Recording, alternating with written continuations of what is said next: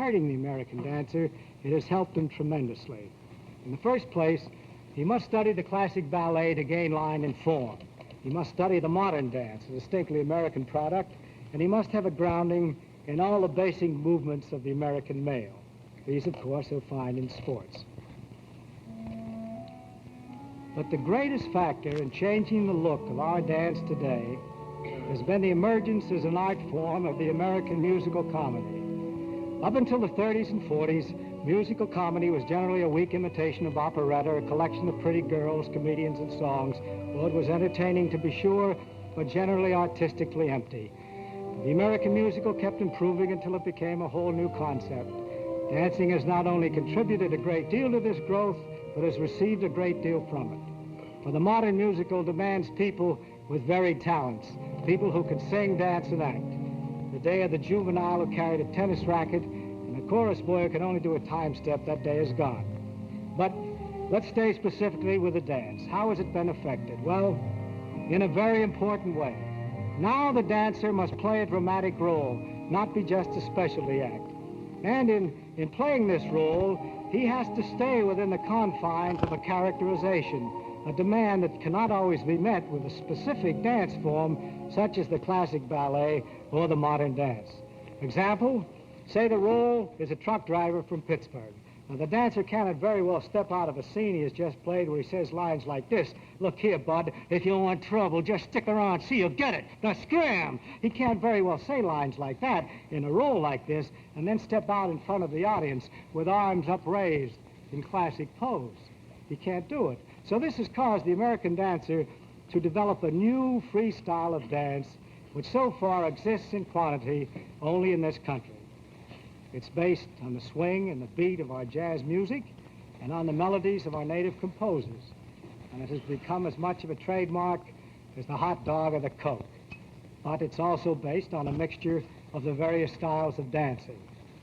We know we need the line of the classic ballet. We know we need its training for precision and control. So we take it and we streamline it to fit the role that the musical play has given us. We use the modern dance for strength and emotional expression.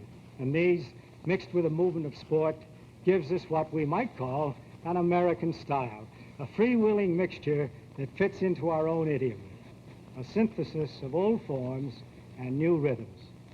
And now, let me see if I can briefly show you how combining all these things, athletic movement, the broken line of modern dancing, the long line of the classic ballet, how to develop visually an extension of a character written and dramatized before the dancer got to it.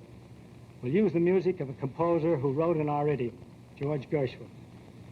The time, Saturday night. The place, a street corner in any American city.